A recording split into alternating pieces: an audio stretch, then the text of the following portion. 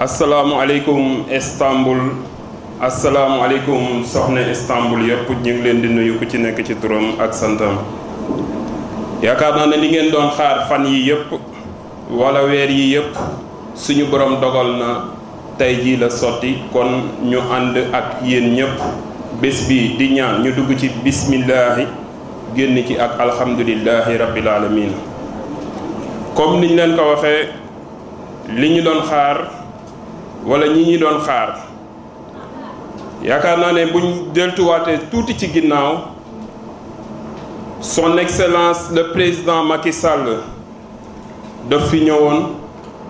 gis seen taxawaay yéen jigéeni Istanbul yi gis ni ngeen di liggéeyee gis ni ngeen nekkee mu xam ne yéen yayoo ngeen dimbal mu am fond boo xam ne daf ne yéen la koy jegleel yéen jigéeni Istanbul yi.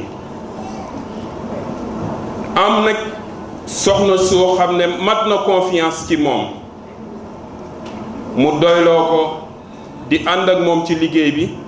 ba yegg si fii kon yaakaar naa ne tey jii nii yéen jigéeni Istanbul ameen ngeen njukkal son excellence le président Macky Sall. suñu jógee ci loolu dañuy remercier di dalal son excellence monsieur l'ambassadeur Moustapha Mbacké soxna Faty tey bés mënta gën a rëy bés bi Istanbul am.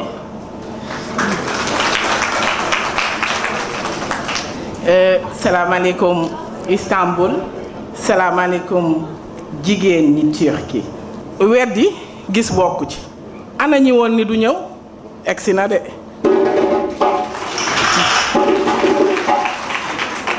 dige nag boor la président Macky Sall dafa ñëwoon Istanbul daal ni dinaa dimbali jigéenu Istanbul yi dinaa leen dimbali ci benn somme boo xam ni da leen ko waxoon sax muy 150 millions boo xam ni mooy seen dimbal. jigéenu Istanbul nag dañoo jara dimbali ndax da ngeen a am jom yéen a mën fépp yéen a mën ci daayira yi yéen a mën ci waar wi. kuy yeewu 6 heures du matin yore lu mel na araba boot sa doom di jaay amoo oto dangay dox balaa ngay dugg kaar di nga dox ay kilomètres doo la am kaar yéeg ci kaar bi rek dafa metti ay jàmbaar ngeen wante nag lépp ci àddina day am fay tey nag am ngeen fay yaakaar naa ni gis naa mbégte mi te bu neexee yàlla incha allah lépp dina jaar yoon ndax xam naa leen jigéenu Istanbul ñu am fulla lañu ñu am fayda lañu ñu am jom lañu. tey nag dañoo am honneur di recevoir son excellence monsieur l'ambassadeur Serigne Moustapha Mbacké.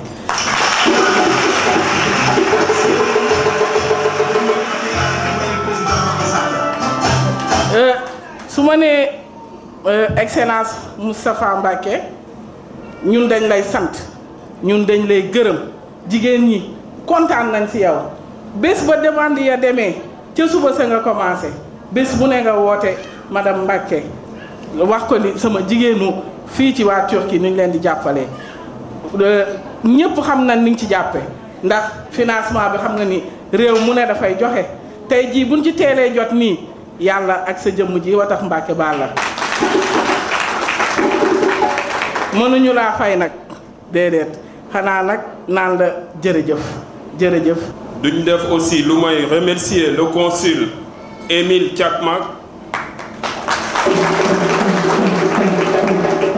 comme ni ñu ko baaxee di wax ci turc Emil Çakmak çok teşekkür ederim. dafa am koo xam ne moo boot sénégalais yépp muy monsieur Abdoulaye Diallo. monsieur Abdoulaye Diallo kenn dootul waxati liggéeyam bu mu def fii ci Istanbul ndax weddi gis bokku ci. madame Naata Samb Mbacké day jigéenu diaspora yi kenn merew la ndax lu mësta am bu amee nit ñi faaw ñu kontaan ndax ku ne xam na ni xaalis a daan jóge fii kañ dem Sénégal mais xaalis jóge Sénégal ñëw fii gëmuñu ko woon yaakaaruñ ko woon it kon nag te muy dëgg nag ndax weer di gis bokku ci journée bii tey jii bu amee ku yóbbu ni ndox kon madame Mbacké dañ lay wax rek encore merci merci merci. dañuy jox micro bi son excellence monsieur l'ambassadeur fii ci Turquie muy monsieur Moustapha Mbacké. jigéen ñi nag sëñ Moustapha moom damaa bëgg bis bu jógee na ñépp jóg tàcc ko ndax dafa jara tàcc dafa leen a gunge ci seen projet yi dafa leen a jàppale ci seen projet yi.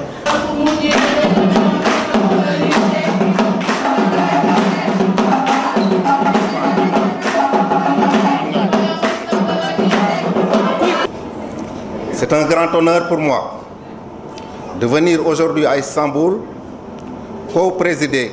la cérémonie de remise de financement du FES. À l'entame de mon propos, je voudrais remercier Madame Nata Samb Mbacké, administrateur du FES, d'avoir fait d'Istanbul une de ses priorités, je dirais même sa priorité, dans le cadre des financements octroyés à la diaspora sénégalaise.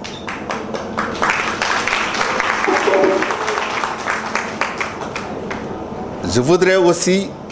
la féliciter pour son engagement visant à donner corps aux brillantes orientations de son Excellence M. Macky Sall, président de la République du Sénégal. Orientation visant à améliorer les conditions de vie des Sénégalais de l'extérieur par le développement de l'entrepreneuriat. Mesdames et messieurs, préoccupés à bien des égards par le bien-être social et économique de ses concitoyens vivant en dehors du Sénégal, Monsieur le Président de la République a donné une dimension autrement plus importante au FES en multipliant par 10 son budget. Certes, par cette action noble, il a voulu apporter son soutien moral et matériel au développement de vos activités respectives, mais également vous témoigner, s'il en était besoin, que même loin du Sénégal, lui et son gouvernement se soucient de vous et continueront à vous soutenir, à vous accompagner pour un retour plus facile dans votre chère patrie.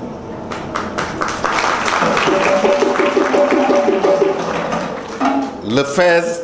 comme vous l'expliquera de manière plus détaillée Madame l'administrateur, est composé de 2 lignes de financement. Le financement des projets implantés au Sénégal et portés par des Sénégalais, hommes et femmes, vivant à l'extérieur du Sénégal. Le financement, le deuxième type de financement, c'est le financement des femmes de la diaspora, FFD, destiné exclusivement au développement de l'entrepreneuriat féminin, des femmes, portées par les femmes vivant à l'extérieur du Sénégal. C'est dans le cadre du FFD que se tient la présente cérémonie de remise de chèques qui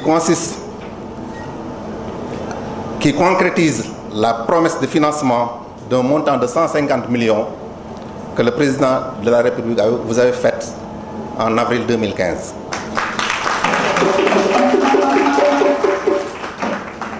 Les projets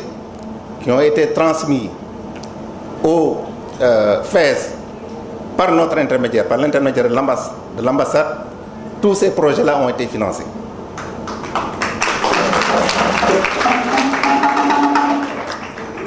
Mesdames et messieurs, je ne saurais terminer mon propos sans adresser mes sincères félicitations aux heureuses bénéficiaires de ces crédits, les encourager à gérer au mieux les ressources financières qui seront mises à leur disposition et veiller surtout au remboursement. Vous me permettrez d'insister sur ce dernier point, le remboursement de ces crédits, car c'est un volet important dans la mesure où c'est le financement des dossiers en attente dépendent du taux de remboursement des crédits mis en place. Je vous remercie de votre aimable attention. Mesdames, Messieurs, hepinizi muhabbetle, en kalbi duygularımla selamlıyorum.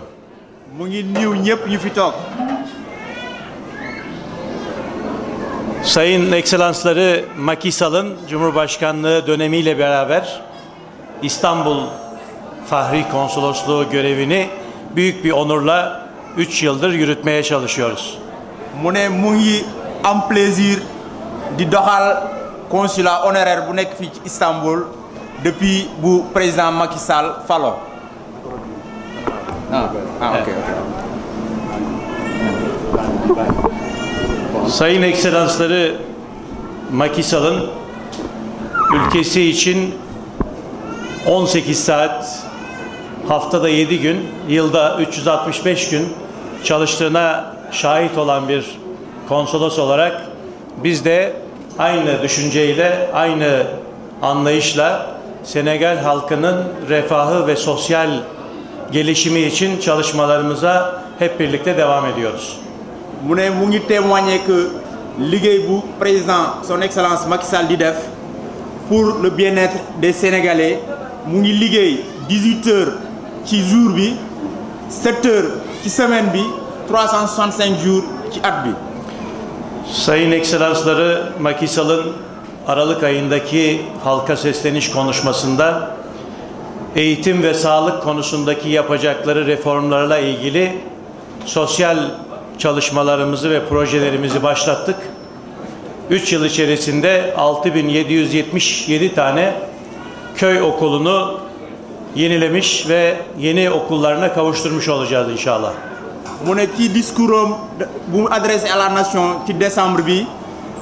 wax na ci réforme yu mu jubal ci wàllu éducation ci wàllu social bi loolu sax tax na ba def nañu rénovation 6750 écoles ci village yi au Sénégal. Geçtiğimiz Cuma günü Türkiye Cumhuriyeti Cumhurbaşkanımız Recep Tayyip Erdoğan'ı Dakar'da ağırladık. Sayın Cumhurbaşkanımız Macky Sall'la birlikte ve bakanlarımızla beraber iki ülkenin sosyal, ekonomik ve güvenlik, security anlamındaki işbirliklerine, protokollerine imza attılar. Mu ne semaine bi passé bu son excellence Erdoğan jaaree Sénégal def signé nañu ay accord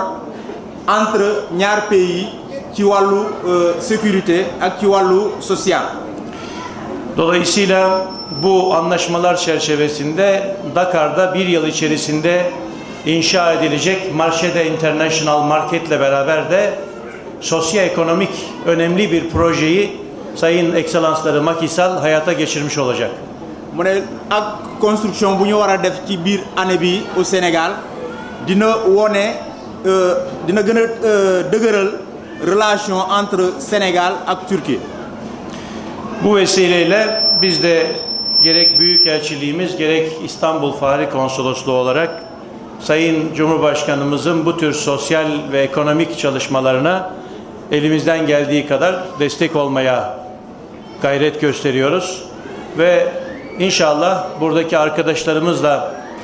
görüşmelerimiz devam ediyor. Mayıs ya da Haziran ayında da Senegal kültürel etkinlik günlerimizi İstanbul'da gerçekleştirmiş olacağız. Mu ne mu ngi am mbégte di wax moom mu ngi accompagner son président le président son excellence Macky Sall ci liggéey bu muy def muy tamit yégal nit ñi ndax communauté bi fii dañoo bëgg a def ay journée culturelle ci mois de mai mois de juin bi di ñëw inşallah. İşte bugünkü etkinlik de Senegal'in ve Senegal Cumhurbaşkanı Sayın Macky Sall'ın ne kadar sosyoekonomik olaylarına önem verdiğinin bir göstergesi olarak heyet Senegal'den gelip buradaki mevcut yaşayan hanımefendilere ve çalışan kadınlarımıza kredi desteği olmak suretiyle sosyoekonomik pozisyonlarını güçlendirmek için yapılan bu etkinlik de Senegal'in ne kadar sosyoekonomik konularına önem verdiğini ve dünyada ve Afrika ülkelerinde de örnek olduğunu göstermekte. Mu ne cérémonie bi tey wone na comment dirais importance bu président joxe mooy réforme socio-culturelle réforme sociale yu muy def c'est-à-dire bien-être sénégalais mu ko wone à travers cérémonie bi tey lii nag nekk na exemple pour Afrique yëpp. Bizler İstanbul'da sizlerin 24 saat hizmetinizdeyiz. Her zaman ne ihtiyacınız olursa bizleri arayıp her türlü desteği talep edebilirsiniz. Emrinizdeyiz. Konsolosluğumuz açık. Her zaman Senegalli bir çalışanımız da var. Fransızca konuşan arkadaşlarımız da var. Dolayısıyla emrinizde olacağız. Her daim, her zaman inşallah. mu ne mu ngi leen di xamal ni moom mu ngi fii Sénégalais la fi toogal 24 heures sur 24 téléphone mu ngi tijjeeku te tamit ci consulat bi tamit am na Sénégalais boo xam ne dégg na français dégg na olof kon lépp lu nit ki soxla mun na jaare la foofu. Ben de her ay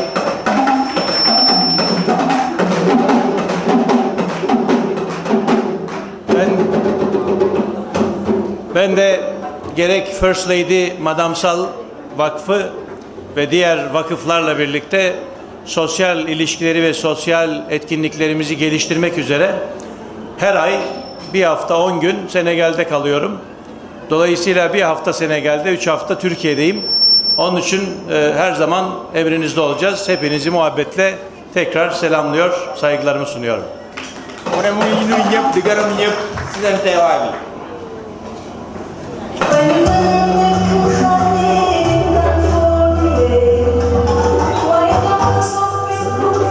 suñu deuxième orateur muy président fédération sénégalaise monsieur Abdoulaye Diallo. Monsieur son Excellence l'ambassadeur du Sénégal en Turquie,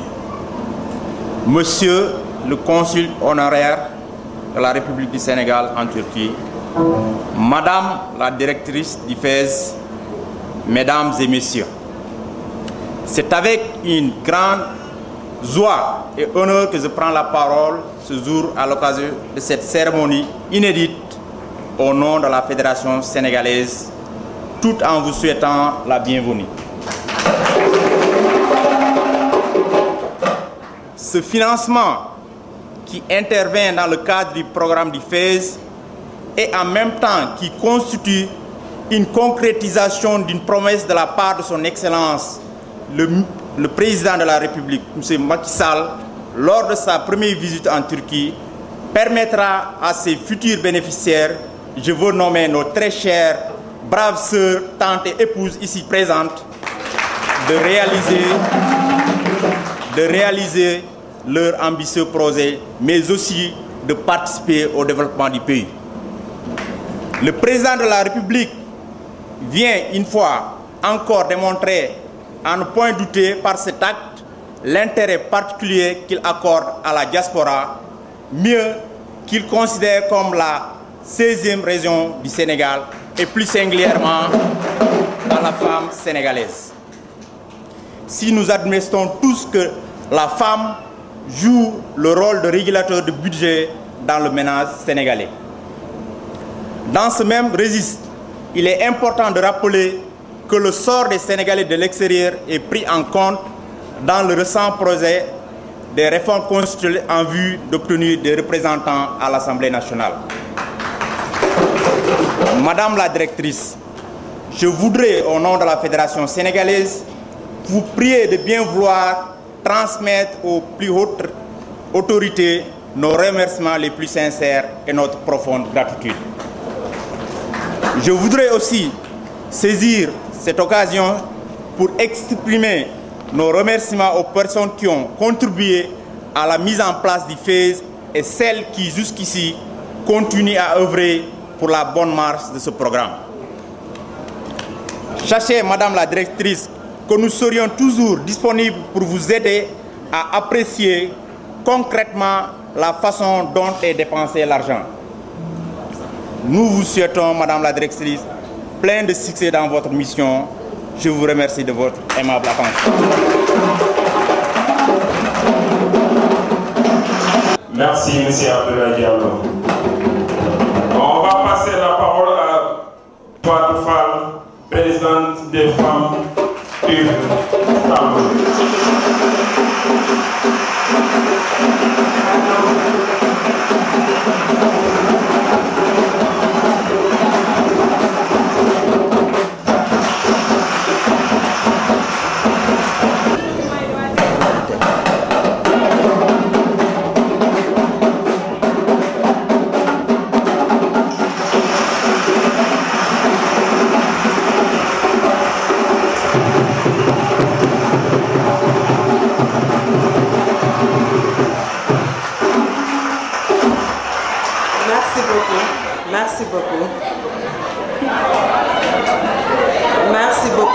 di leen sant yéen ñëpp di leen gërëm ci seen teewaay wante foog naa balaa ñuy commencer dañuy nuyu di sant di gërëm di commencer nuyoo bi ak sant gi ak ngërëm ci suñu ambassadeur bi toog muy monsieur Mbacké di ko sant di ko gërëm ci taxawaayam ndax bi financement bi commencé ba léegi bi projet bi commencé ba léegi gis nañ taxawaayam gis nañ démarche yim siy def tey jii bu sañoon financement bi yegsi na bu yàgg wante yaakaar naa ne tey la ko yàlla dogal di sant tamit di gërëm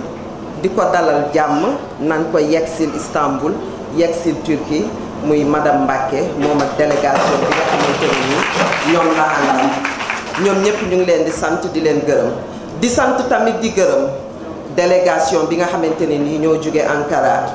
te monsieur Moustapha Diop jiite ko ñoom monsieur Tine ak membre ak ñi nga xamante ne nii ñooy liggéey ñëpp ci ambassade bu Sénégal bi nekk à Ankara ñëpp ñu ngi leen di sant di leen gërëm te it di leen wax ne que gis nañ seen taxawaay bi ngeen xamante ne nii boobu ba léegi ni ngeen ciy taxawee kontaan nañ si ñu ngi leen di sant di leen gërëm beneen cant geeg ngërëm gi nag maa ngi koy jagleel fédération bi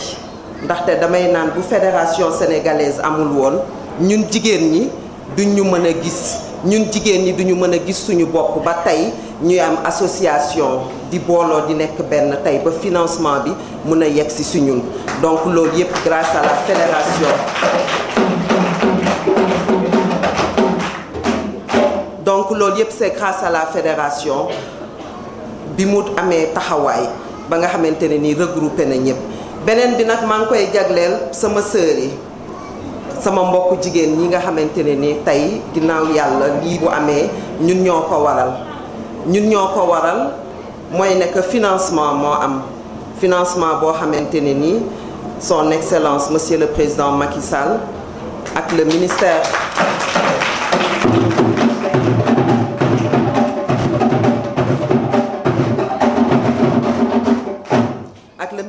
des Sénégalais ak le ministère des Affaires étrangères et des Sénégalais de l'extérieur donc si loolu la amee beneen bi nag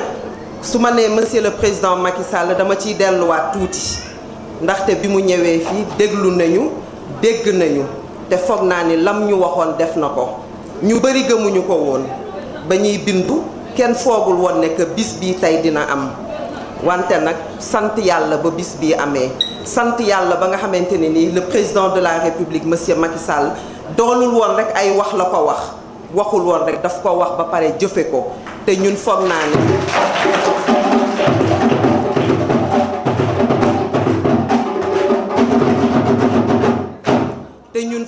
ne exemple baa ngi nii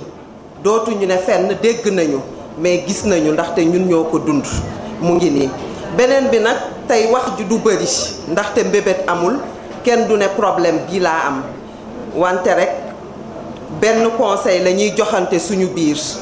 mooy nekk àtte bor fay te nit ki bu la wóoloo ba ne wóolu naa leen ba indi financement pour jox leen ko pour ngeen liggéey la te foog naa ne ñun te laaju la garanti amul apport amul dara kon kooku bëgg na laa jàppale te bëgg na nga liggéey te ñun jigéenu Istanbul jigéenu Turquie foog naa ne ay jàmbaar lañu ñu mën a liggéey ñu am jom ñu am fulla ñu am fayda ñoo fi nekk te it nag foog naa ne bu ñuy joxe bépp exemple ci àdduna bi bépp exemple ci jigéen boo xamante ne ni dafa nekk ci diaspora bi foog naa ne ñun waa Turquie waruñu féete ginnaaw ñun waa Turquie waruñu ne dañu war a bokk ci 5 premiers yi nga xamante ne ni bu ñuy naan jigéen ñi ñoo gën a jàmbaare ci diaspora bi donc défi boobu la ñu bëgg a relever te dama bëgg ñu xamal madame Mbacké ne ko incha allah délai bi mu ñu jox bi nga xamante ne ni ci la ñu war a commencer rembourser ñaan nañu yàlla am 2e prêt 3e prêt wala 4e prêt loolu nag ñun ñoo koy liggéeyal suñu bopp naka lañ koy liggéeyee mooy ne que lii ñu fas yéenee joxe lii mu ñu fas yéenee jox ñu respecté ko ba ku ci nekk def ci sa fulla def ci sa fayda li nga xamante ne ni moom nga bëgg li nga xamante ne ni moo tax ñu jox la ko nga remplir ko ba mu mat foog naa ne ñun loolu mooy suñu garantie loolu mooy suñu apport bu ñu nee amul garantie amul apport ñun pour ñun jël nañ ne ko acte bor fay te fay boobu ñu war a fay matale ko ba mu mat sëkk mooy suñu garantie mooy suñu apport maa ngi leen di gërëm di leen sant.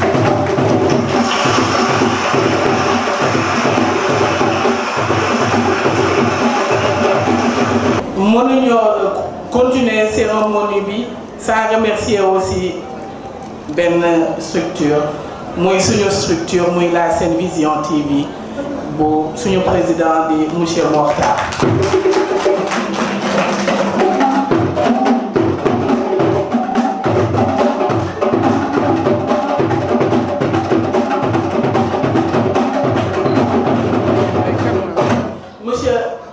yombut ñëw ci dëkk créer benn structure bu mel ne la Sen Vision TV gën a gëm la rek la Sen Vision TV ca kaw ca kanam. loolu am na solo. Nous remercions aussi la Sen Vision TV ak équipe bi mu àndal ñëpp di liggéey ba tey ñu ñëw di joxaat parole ki nga xam ne moom mooy Pierre Ndiol di coordonnateur APR fii ci Istanbul Turc.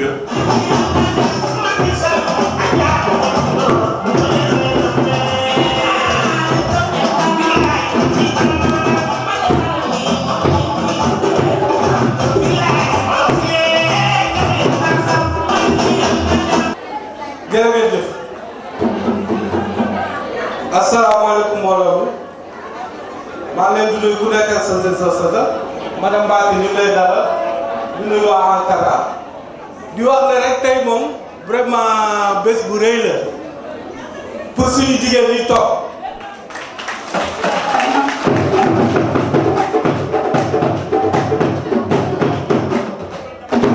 am na benn dîner débat bu ñu organisé woon fan yële si ginnaaw maa ngi doon wax ne madame Mbacke suñu jigéen ñi ku leen jàppale nga ay jàmbaar parce que dañoo mérité lii jigéen ñoo xam ni liggéey rek lañu xam amuñu leneen ba pare li ma ci gën a neex lépp dañ koy def ak beaucoup de dignité ak dignité bu mat sëkk na tax na ba communauté sénégalaise bi fi nekk dañ leen a respecté Turquie yi dañoo respecté Sénégal yi ndax ñii parce que liggéey rek lañu xam.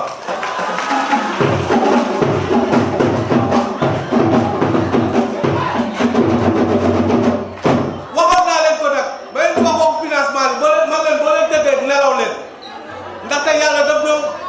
may président boo xam ne lépp lu mu wax da koy def.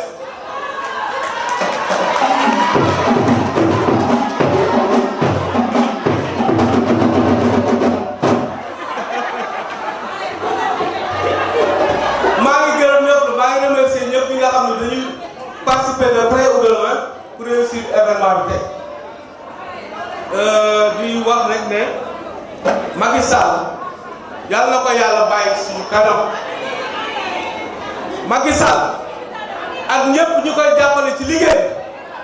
yàlla na leen yàlla may wër ak dundu fan ba lépp yéen a liggéey am ci Sénégal yàlla na ko suñu yàlla morom yéen a ko am jàmm man leen di gërëm di leen sant.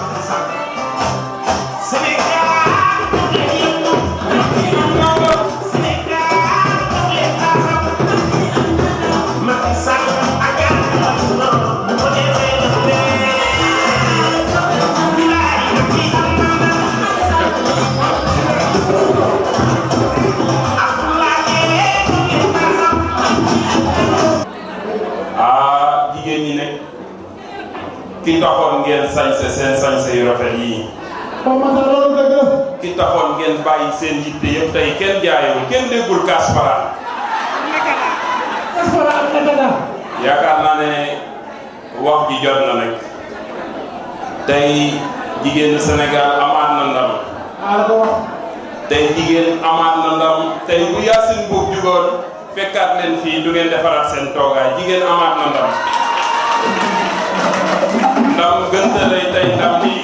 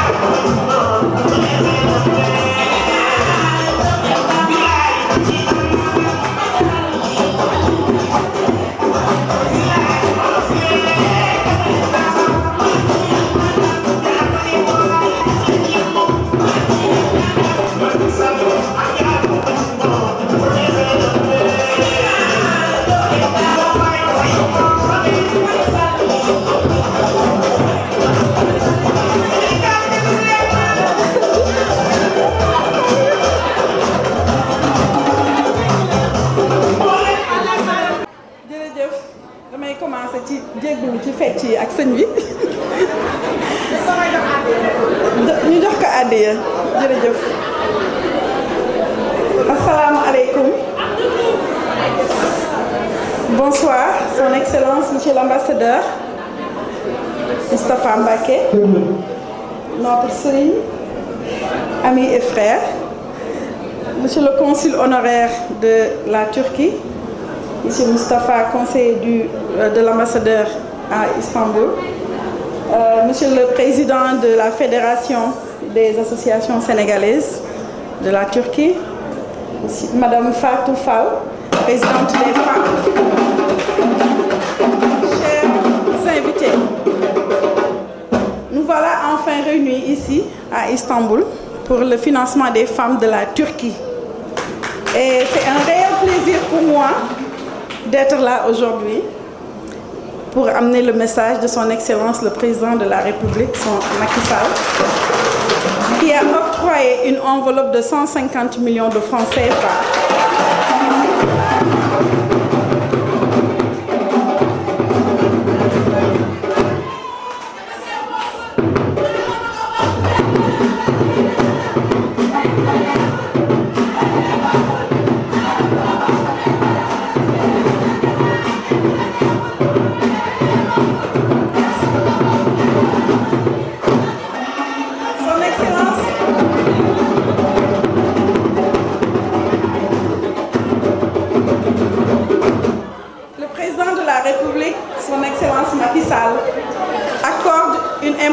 Particulière à la diaspora sénégalaise.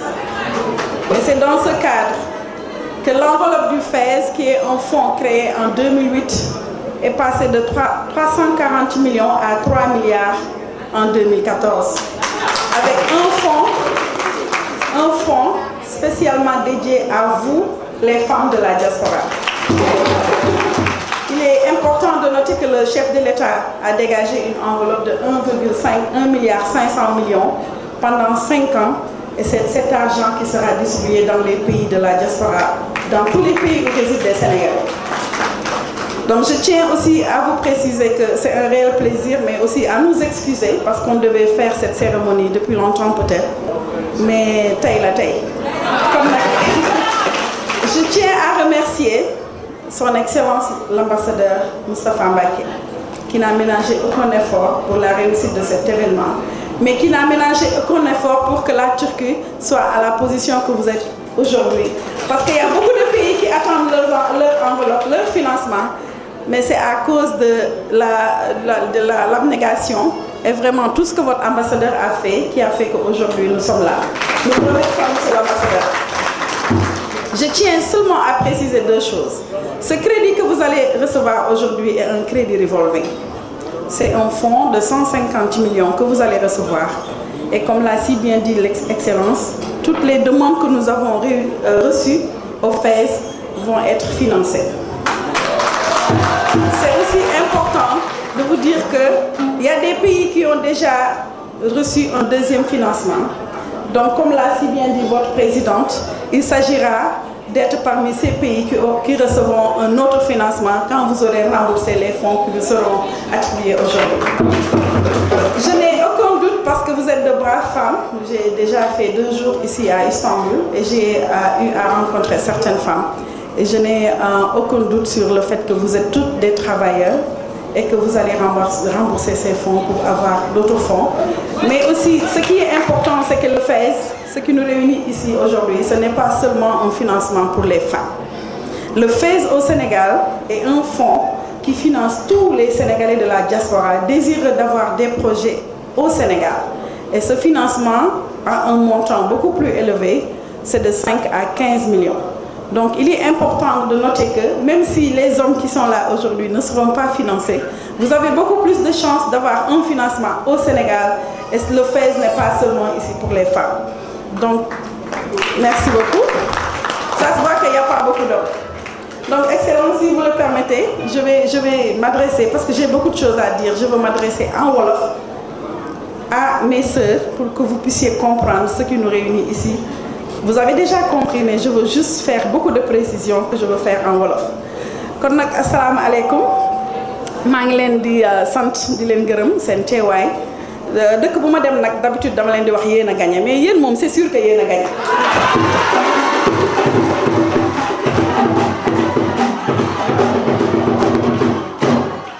yéen moom yéen a gagné te naxuma leen yéen a gagné parce que gis naa seen taxawaay.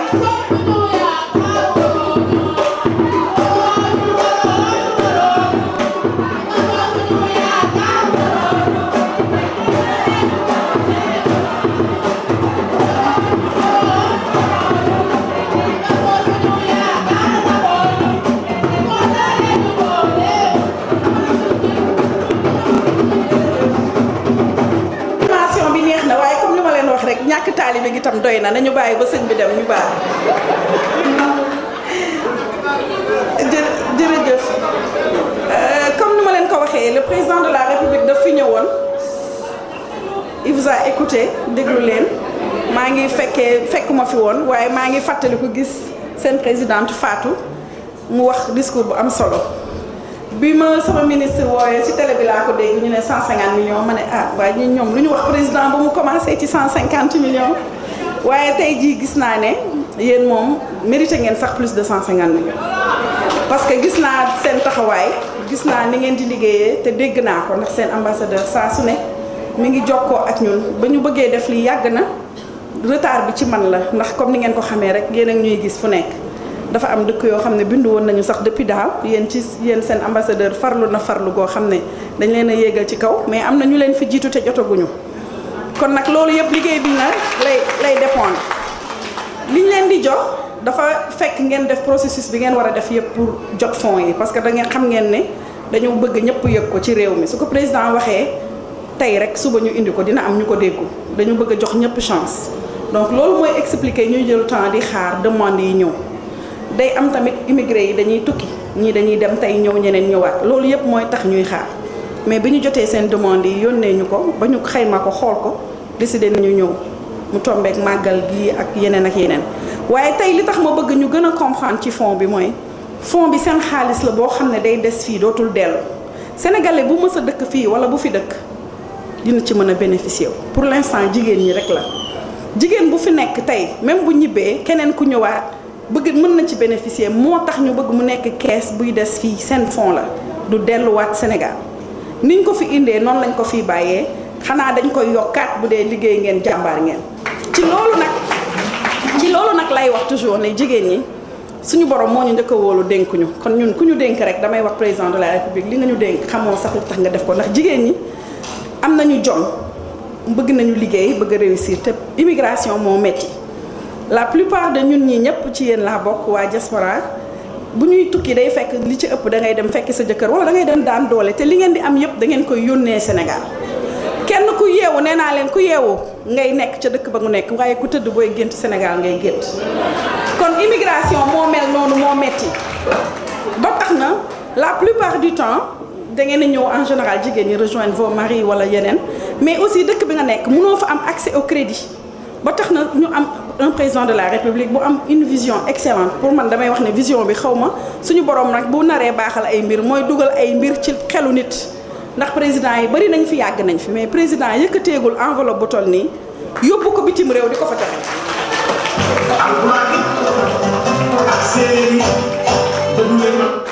kon nag ngeen xam ne ñun yàlla daf ñu jàppale ñun ñi ko fekkee di ci liggéey ak yéen ñi ciy bénéficier wu donc nit nag lu musul am bu amee dafa am ñu ko jiite kon yéen ñi njëkk am financement yéen tamit da ngeen a jiitu am sas bu leen yàlla bu ñu leen teg ndax lii bu réussir ëllëg kenn du ne Macky Sall dafa jëloon xaalis son président Macky Sall dafa jël xaalis di ko sànni dañ naan Turquie yóbbu woon nañ fa 150 millions jigéen ña fay ñu yóbbuwaat fa 300 wala 1 milliard si yéen la des. Donc, pour emmener notre pays vers de nouvelles attitudes de paix, de démocratie, de prospérité. bu ngeen ko déggee noonu la président de la république dafa ne sénégalais yi li ñuy liggéey di ko dugal Sénégal buñ koy xayma dañ naan entre 900 milliards te ñëpp xam nañ ne loolu mooy circuit formel bi ñu xam li ñu xamul a ëpp loolu la ñuy dugal loolu mooy kenn ku ñu investir fii bu indee xaalis teg ko fii man leer na ma ne 75% yi Sénégal la jëm ndax ku ci liggéey yaa ngay fay école Sénégal yaa ngay joxe dépense Sénégal yaa ngay fay lu yaa Sénégal donc loolu mooy justifier fonds bii nga xam ne président daf ko indi pour jàppale leen justification bi simple na yéen vous êtes des Sénégalais comme tous les autres Sénégalais te yore nañu foofu presque ay fonds yu bëri yuy jàppale Sénégal ci biir réew ma kon moom mu jël alal indi ko fii defe naa loolu vision bu noble la mission bu am solo la suñu borom jox ma ko ma di ko doxal ma bëgg nag tegaat ko yéen seen loxo ngeen fexe mu réussir ba l'histoire retiendra que la Turquie fait partie des pays qui ont bénéficié de ce fonds 3 ou 4 fois donc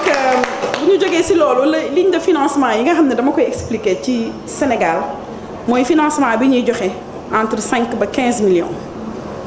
di la jox taux d'intérêt 6% nga war ko fay ci 5 ans nga mën a indi apport 10% loolu am na Sénégal te fees la boo leen demee ci suñu site yi wala ngeen woote fa laajte ku bëgg a def projet góor ak jigéen mën nga demander ci fonds yooyu demande bi nag bëri na waaye am nañu président boo xam ne mu ngi koy yokk at bu nekk ba tax na fees bu mu existé 2008 ba 2012 30 wala 35 projets la daan financé par at ne serait-ce que 2013 14 ak léegi financé nañu plus de 150 200 projets par an te loolu dañuy jàppale nit ñi financement bi nag dañ koy def selon dëkk bi nit ki nekk c'est-à-dire waa Italie dañ ci war a am waa France donc bu ñuy def allocation bu ñuy def comité de sélection dañuy xool dëkk yi tamit par exemple Turquie bareeguñu ñu gis ñuy demander foofu donc dañuy tenir compte ci dëkk bi nga xam ne ñu bëri demandé wuñu par rapport ak dëkk yi nga xam ne ñoo ëppalee financement donc damay wax loolu sax sama mbokk ñu góor ñi suñu mbokk sénégalais yi ñu xam ne c'est important ñu am information boobu deuxième information mooy fonds bi suñ ko fi bàyyee damay wax toujours je mets la communauté en témoin parce que yéen ci seen bopp yéen a war a xamante ngeen seen biir fonds bi Sénégal la jóge suñu président moo ko joxe mais fonds bi xaalisu waa Sénégal la c'est-à-dire ñi ko jël dañoo jël alalu réew mi te alalu réew boo ko jëlee da nga cee war a def li ñu la ci sant benn mooy liggéey ñaareel ba mooy delloo ndax sa moroom jël ndax sénégalais yi bari nañu mënuñoo jox ñëpp bu ñu sañoon xëy na ku nekk tey jii bu ñu la joxoon 15 wala 20 millions du sax doy mais dañ koy diviser ku nekk am donc tax na ñu ne kii demandé na fekk mu soxla ko ça doit être basé sur le besoin pas parce que tu es sénégalais ou tu es sénégalaise da ngaa war a am du lu ñuy séddoo mais lu ñuy jël parce que da nga ko soxla njëriñ nga ciy def liggéey ci delloo sa moroom jël donc ku jël nay bàyyi loolu xel benn. deuxièmement bu ñu joxee fonds bi nii ba mu jeex dañ leen di may 3 mois yoo xam ne doo leen fay dara ci 3 mois yi ngeen liggéey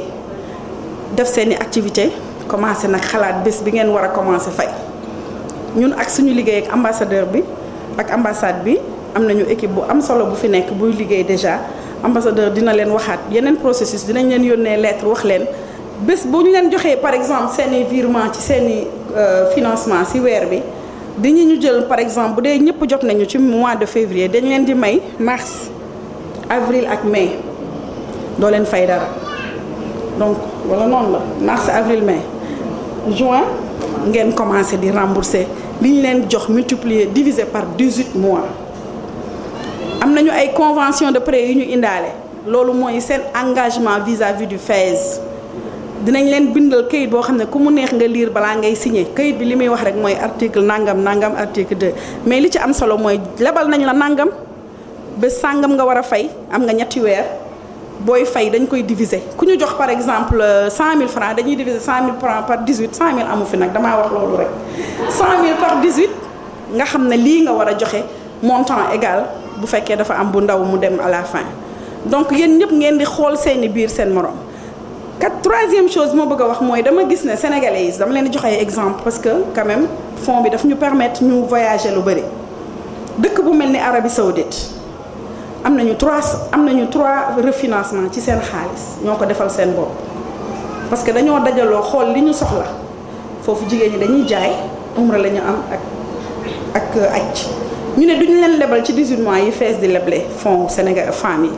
dañuy leb ci 6 mois parce que ñoom ñaar yooyu la ñu am te suñu paree dañuy dem rembourser jigéen ñi li ñuy jëndee ay mbubb ak ay col di ko ñaw ak yooyu dafay cher ba bu ñu amee ñoom dara day gën a yomb ñi seet na dañuy dem ñaw li ci pakistanais yi nañu jéem a remplacer loolu def leneen mais ba ñu jaayee ba am seen xaalis dañoo jëlaat enveloppe bi ñu leen joxoon pour 18 mois ku ne dem toog ñu joxe ko ci comptable ba ñeneen ñëwaat jël ñu doubler ñi jëloon fekk na am na ñeneen ñu fa nekkatul ak ñu bëggatul jël ak ñoo xam ne soxlaatuñu parce que autonomisation bi ñuy wax c'est une réalité c'est-à-dire nit ki mën ngay leb mais mënoo continuer di leb pour liggéey da nga war a leb pour liggéey pour un jour nga arrêté lépp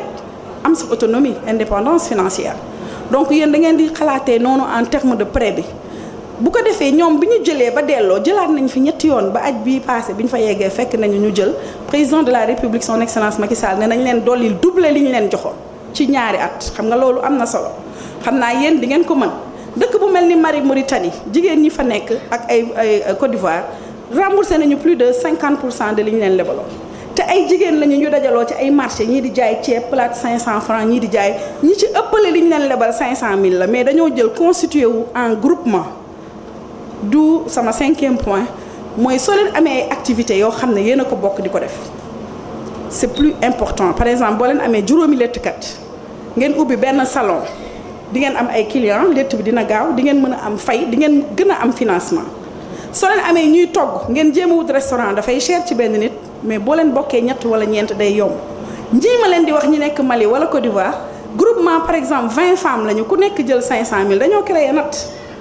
non seulement nee nañu ñu ngi jaay plus que li ñu daan jaay mais kenn ci ñoom léegi dina jël benn jour off di noppalu ndax loolu mënuñu ko woon dañ daan jaay lundi ba dimanche ba pare ñu ngi def natt boo xam ne ci la ñuy jël fonds bi di ko rembourser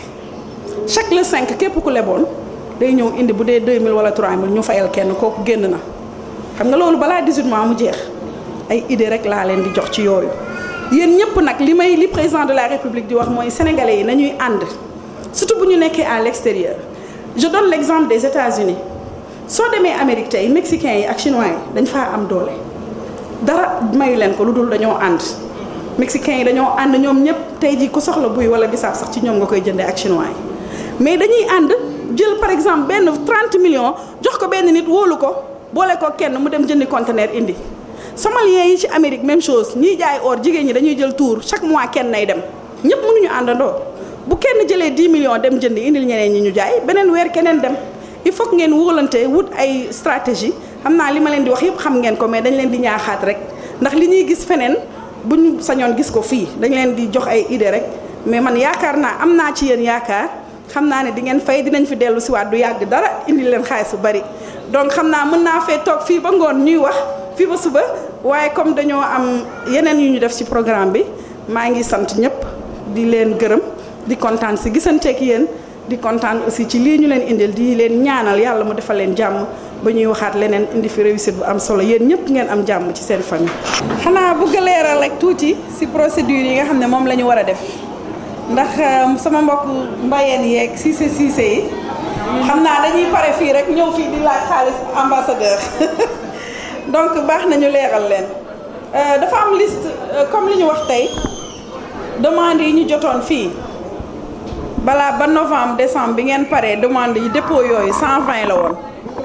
120 yi ñu jot recevoir yépp dañ leen a diviser xaalis bi ñëpp a amoon ñëpp a am sax mais liggéey dafay dox am na ñoo xam ne nekkatuñu fi am na ñoo xam ne dañoo tukki te xaalis bi du xaar ñi fi nekk ñooy prioritaire loolu nag xëy na du defe naa c'est juste laa bëgg a wax ba tax na tey jii dañu préparé woon liste joxe montant yu bari mais bi ñu defee réunion ñëpp ñi nga xam nañ ne déposé nañu bu yàgg am nañu bi ma yegsee démb nag fekk naa fi lu war a mat ay 13 wala 20 dossiers xëy na ñooñu mooy sàmbeen yi nga xam ne teelu ñoo gëmuñu ko woon mais bu fekkee nag ñoom ñoo mujjee joxe bu xaalis bi desee lañ leen di jox mais priorité bi mooy ña déposé woon bu yàgg pour ngeen utiliser compréhension boobu pour comprendre lan mooy tax bu ñu nee ñëpp ñi déposé mooy ñëpp ñi déposé woon à temps mais ku déposé semaine passée wala bi ñu jàppee date bi wala yooyu ñooñu dañ leen di def liste d'attente seen chance la bu fi kenn nekkul ñu jox leen wala leneen donc baax na ñu leeral loolu bu ñu jógee fii xaalis bi dafay dugg ci compte ambassadeur bi compte dafa am li ñuy wax ACP mooy agent comptable poste diplomatique bi nga xam ne monsieur Diaw la tudd ñu bari xëy na xam nañ ko moo fi nekk di liggéey moom mooy recevoir fonds yi moom mooy joxe fonds yi dafa am pièces yoo xam ne kenn ku nekk daf ko war a am xëy na ñu bari xam nañ ko mais baax nañu leeral ginnaaw projet bi ngeen bindoon signé ko ak seen loxo yéen ñëpp ñu xam ne yéen a ko moom seen tur la ba tax ñu jël leen di leen financer kenn ku nekk dafa war a yu wane carte consulaire ci biir dossier bi la bokk kenn ku ne dafa war a def certificat de domicile buy wane sa adresse kenn ku nekk dafa war a am relevé identité bancaire bu dee am nga compte bancaire kenn ku nekk day bind tamit ci loxoom déclaration sur l'honneur wax ne maa engagé wu dinaa jël te dinaa fay defe naa 5 kayit yooyu boo ko leen ko amee ñu def ko ci dossier bi képp ku nga xam ne am nga relevé compte bancaire su ñu defee vérification ba gis ñëpp ba jox ko comptable bi moom day def virement bancaire nag moom mooy li nga xam ne moom la ñu mooy option bi jiitu gouvernement du Sénégal du joxe cash kenn duñu la jox xaalis ay billets virement rek la ñu mën a def suñu mënul a def virement option bi nga xam ne moo ciy topp beneen la mooy chèque ñaar yooyu rek la ñu mën a fayee xaalisu Trésor Sénégal donc j'espère que yéen ñi nga xam ne am nañu compte seen bos dina mën a gaaw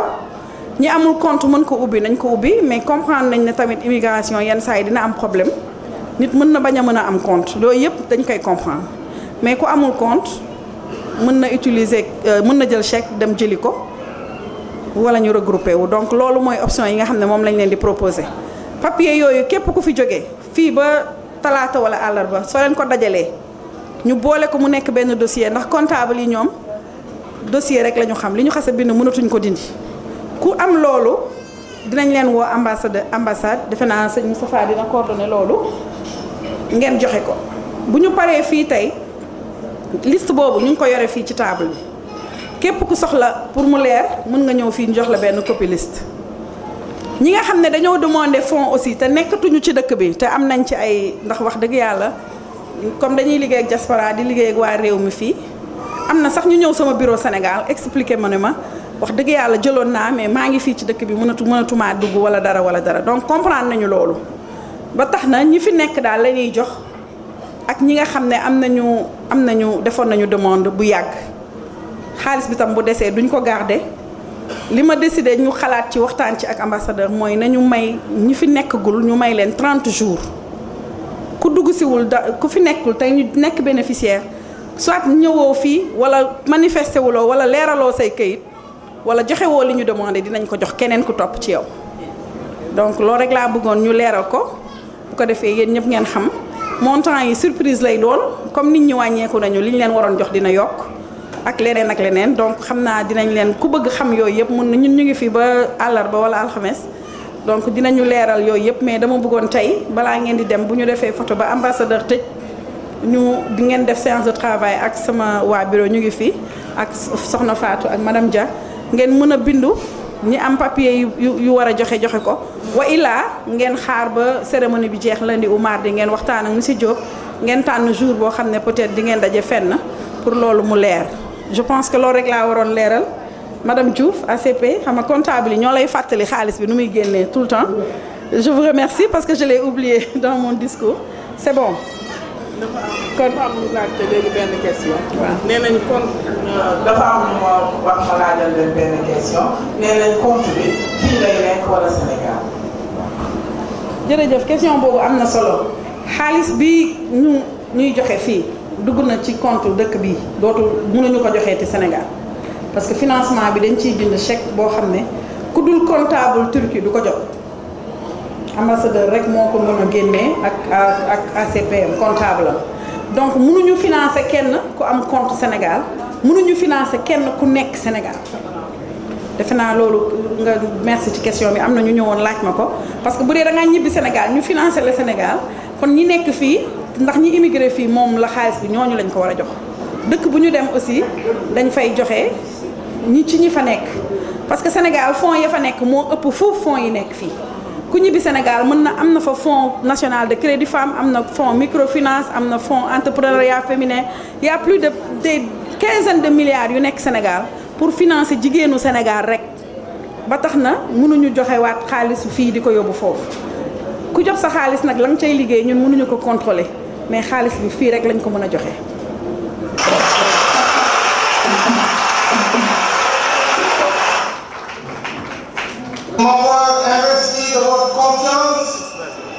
conduire notre pays vers de nouvelles attitudes de paix, de démocratie, de prospérité.